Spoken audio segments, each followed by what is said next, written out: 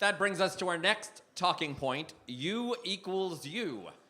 And we have a couple of new people this evening joining the panel. First of all, I want to introduce indie pop artist Van Hector. Hello. Hello. Who is in from Montreal. He will be Yeah. performing his new single later this evening. But And a he's surprise. As a surprise. And a surprise. And a surprise. Yeah. For you, though. He's going to jump out of a cake. But he's also joining the discussion for part of tonight. But our special guest for this segment is pharmacist and activist and friend of the show, Michael Fanous. Yay! Thank you for having me. Can you take a look at my back after? Sure, yeah, no problem. Yeah. Wrong type of doctor, though. Wrong.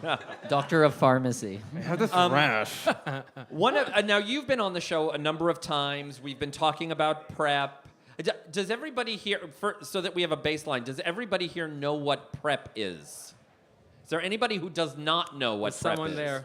Someone Okay. there. Why don't you give us a backgrounder on PrEP? Sure, absolutely. So, my specialty is HIV treatment. And HIV treatment, we are using one of the medications that we've been using to effectively treat the virus. We also give it to HIV negative people to prevent them from getting infected. And that concept is fairly new to Canada. It's called pre-exposure prophylaxis, meaning before you're exposed to the virus, we can prevent it. Now, by the show of hands, you had one person who knew what it was, and you had one person who admitted to not knowing what it was. But the statistics are that gay men, who are at the highest risk of HIV, a great majority of them don't know about it, and even those that do don't have access. So my job is specifically to help people access medication, so treatment and prevention, yes. In Canada, this? Really? Yeah, in Canada. yeah. I'm shocked now. So the I'm FDA surprised. was the first country the United States was the first country to approve pre-exposure prophylaxis. In 2012, the FDA approved a product called Truvada, which has 2 drugs in it, emtricitabine and tenofovir. I've been dispensing these drugs for my whole career in treatment of HIV, but in the States, they got on it earlier to prevent infections. And in 2016, just as recently as 2 years ago, Health Canada finally listened to all the evidence that we have, global studies all around the world that prove that when someone takes pre-exposure prophylaxis, someone taking PrEP will reduce the risk of HIV by 99%. So, better than condoms. Yeah. We have a pill a day. Just the same way girls take a pill a day to prevent pregnancy, we have a pill a day to prevent something that's been plaguing our community, the queer community, for 35 years. Actually, I have a question about that, because the one person who said, I don't know what it is a woman. And I'm going to... You're straight? Yes. Okay. I have had after Michael has been on the show before, I have had straight women contact me and say, why is this marketed just to gay men? I had this one woman say to me, I've dated so many jerks. Why doesn't my doctor talk to me about protecting myself in this way? These are great questions. I actually have straight women on PrEP in my practice. I have trans men, trans women, mostly gay men. Why gay men? Because gay men are at the highest risk. So if you're Indigenous Canadian, you're at a higher risk of getting HIV. If you're Afro-Black Canadian, Caribbean Canadian, 30 times more likely to get HIV in your lifetime. An IV drug user, 70 times more likely. But gay men who have sex with men, are 131 times more likely to contract the virus than their heterosexual counterparts. We're at the highest risk. It's still an epidemic in our community, but we have effective tools. And do you guys know what the most effective way to prevent someone from getting HIV is? To treat someone with HIV. Not even PrEP. Someone who is on antiretroviral therapy, that's what we call it, ART or antiretrovirals, ARVs, they will not transmit the virus to their sexual partners if they're undetectable. And that brings me to the U equals U message, which is so important. And that's something that I'm so happy to promote. Just yesterday, we had the founder of the global movement, of the U equals U movement. His name is Bruce Richmond, and he lives in New York City. He founded this movement because we've had the science for years. I've known the science. My colleagues who work in this field do. We know that guys taking treatment are not a risk to their sexual partners. So he went to his doctor after the condom broke with his boyfriend. And he was worried and to ask his doctor, what's the risk? And his doctor said, you're undetectable. By the way, undetectable means that the amount of virus in the blood is so low that we can't detect it. So that's why we call it undetectable. Similar to someone, and you know what? 99% of us, when we reach 40, are going to have herpes. Okay, but it stays. Don't look at me. We all Just have because it. I'm over 40. Well, no, I'm looking at everybody. We're all going to get this virus. You get chicken pox, you're going to have a virus dormant in your system. But now we can make HIV practically dormant, right? We can't cure it, but we can make it undetectable. So undetectable people are not a risk. If you have sex with someone who's HIV positive, undetectable, it is not a risk to you to get HIV, even without the use of PrEP and without the use of condoms. That is phenomenal. Have all the sex you want. Well, that actually. I have a question. Oh, yes, please. What are the side effects of PrEP? So I'm going to get back to the U equals U message because that's of even better importance, and I'll come back to PrEP and we'll talk about all the pharmacy stuff No problem. at the end. So effective medications that we have, people that are taking treatment for HIV, now that we know that they will live just as long as if they were HIV negative, we know they won't transmit to their partners, why isn't this message getting out? That's the problem, right? It's fear and it's stigma. Our community still faces a lot of stigma around HIV.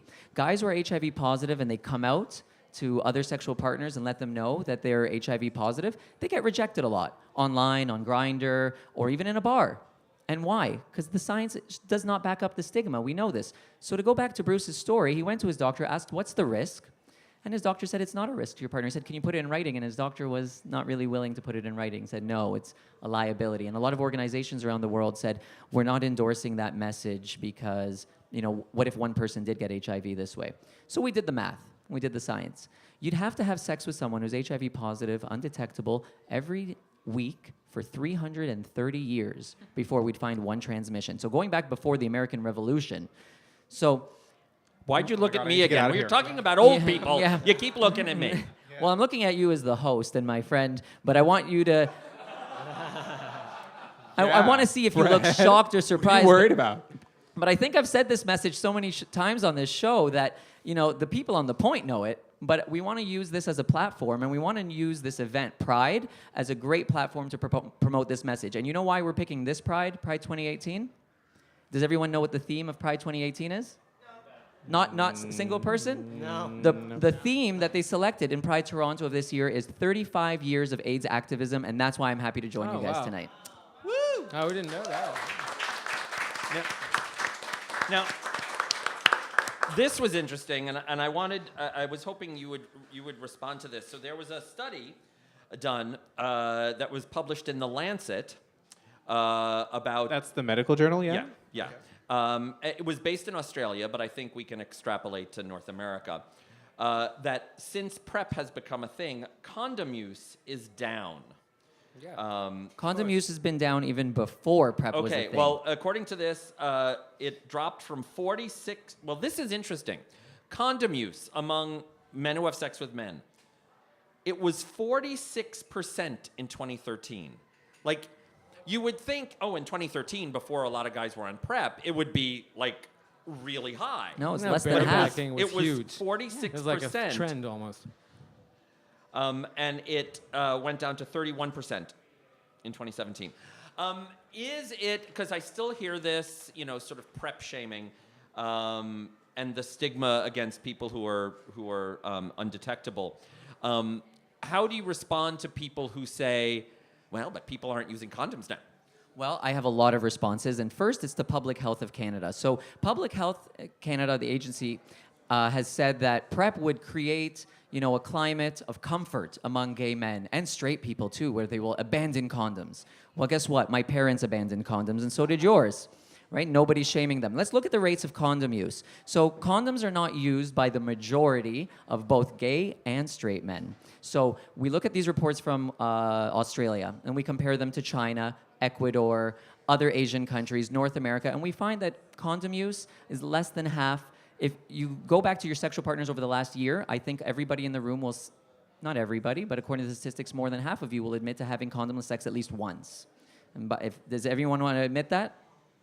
All right. Yeah. Okay. At least You got once. me. No. Right. So now we want to know if condom use is on the decline, like this study in Australia is showing. Well, are there other safer sex methods that work to prevent HIV? Well, yes, we talked about U equals U. PrEP works better than condoms. So are those on the increase? And that's my concern. My concern is that people enjoy condomless sex without investigating other safer sex methods that work even better. So this gives us greater need to get the message of U equals U out and PrEP. By the way, 93% of people on PrEP don't experience a single side effect. All right? And Long-term? no long-term side effects, all reversible. So if you discontinue the medication, everything goes back to normal. We would not put people on this medication if they had permanent side effects. But let's stay on the positive messages, which we have great tools to prevent HIV transmission. Right now in the pharmacy, Meds Expert, where I am, we have the tools to end new HIV infections. And the big problem why it doesn't come out is because of access and awareness and all the stigma that we have in our community. And I still hear people using the term, I mean, how do you, and I'm curious even people in the audience, how one, because we talk about safe sex. To me, I'm on PrEP. Me too. So I'm Can't afford it. shocked. No, I'm kidding. even if I want to be, but I can't afford it. And that's why we're here tonight. that are you're Let me Okay. say something. Okay, go, now, Van. I just Van. want, because this is, I understand and I agree with Van's you like and mind everything. blown right now. Taking notes. I'm just, so, I'm not on PrEP. I'm thinking of going on it. I was afraid of side effects. I read, now I'm convinced. So I think, you know, and I really agree with everything you're saying. However, does sex always have to be penetration? And, you know, when we had I remember in 95, 92, when we were scared shitless of it, 1990, we changed our practices. We wore condoms when necessary, but then sex changed. It wasn't always about penetration. And it was, I flourished that way, and it was still fun. Well, what's up? We have a With the diverse unfucking- community. And the great thing about our diverse community great is that we hashtag. have diverse forms of sexuality, we have diverse forms of sex, and now we finally have diverse forms of safer sex practices. There's no Now such you're thing back as to your PrEP thing.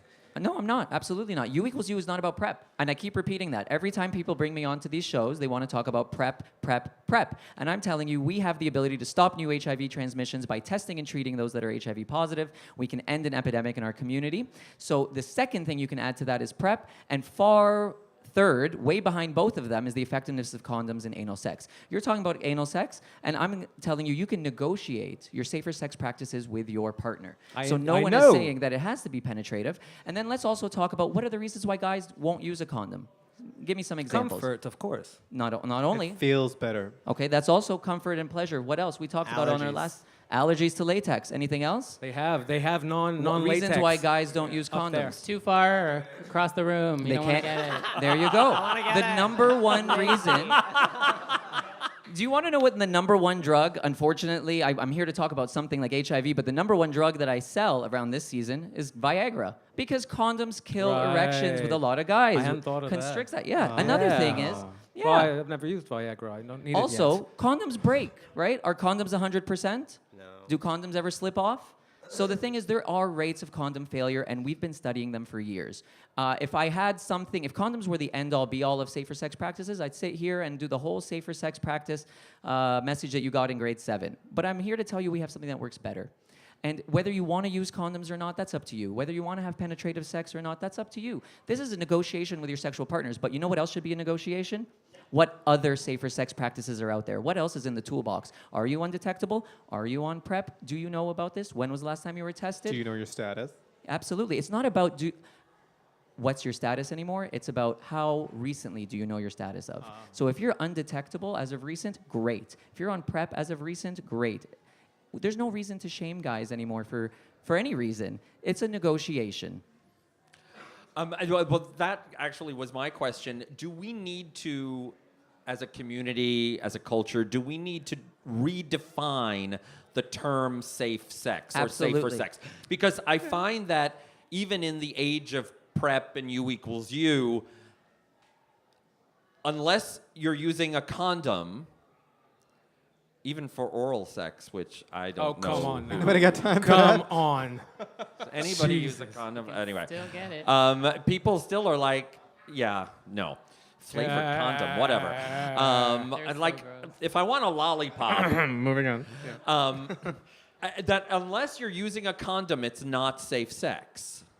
So, like I said on the last time I was on this show, there's no such thing as safe sex. You want Yeah. safe sex? Yeah. Stay at home with your right hand. But anytime you... I'm a lefty. I was No, gonna then- say- I was going to say the same.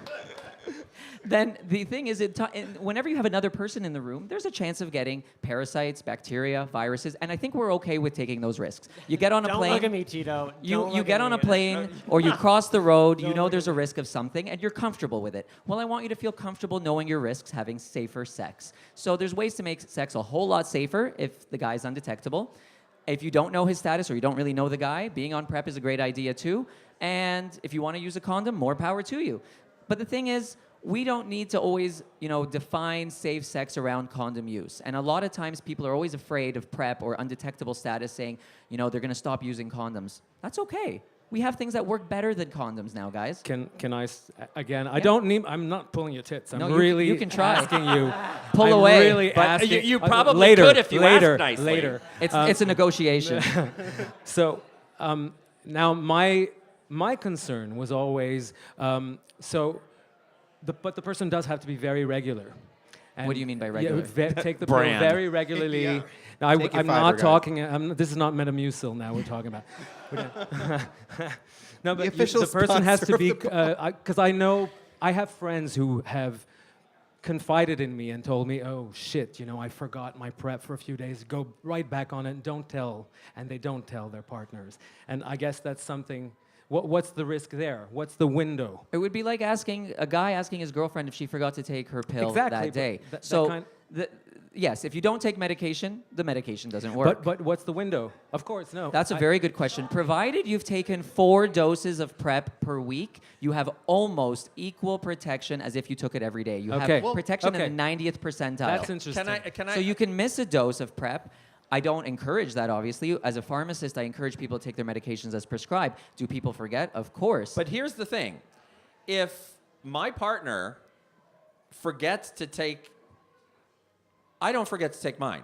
No, then you're cool. I'm protecting myself. Like, I don't understand people who go into it, like, expecting the other person or thinking the other person does this. Or It's like I'm protecting myself.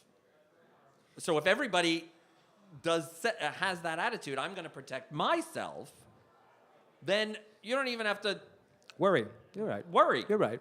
So in the past, when a condom would break, people would worry, right? They not too confident in the status of their sexual partner, especially if they didn't know the sexual partner that well. What did PrEP do? It empowered people to take decisions about their health into their own hands. So they could say, you know what, whether the condom broke or not, whether he's undetectable or I not. like it when it's in someone else's hands, but There you go. But at least now you can take PrEP into your own hands and you could say, you know what, I'm reducing my own risk by 99%. And I know that regardless of what's happening, I have control over it. So this is the empowerment that PrEP is giving until we get a vaccine, guys. So there are trials for vaccines. And when a vaccine comes out that's effective against HIV, am I going to be sitting at this table and tell me people are going to tell me, but condom use is on the is on the decline? I'm going to say, but we just cured a deadly disease, or we prevented a deadly disease. Celebrate a little bit. And so the rates of chlamydia, syphilis, gonorrhea, these concern people, but they're curable. HIV is not yet curable, right? So if I can prevent a lifelong illness with a pill a day, why the hell won't I be here promoting that, right? The message is there. The message is also there that treatment is effective, and in Canada, we criminalize people who don't disclose their status because we think they're a threat. This is an act of violence against HIV-positive people.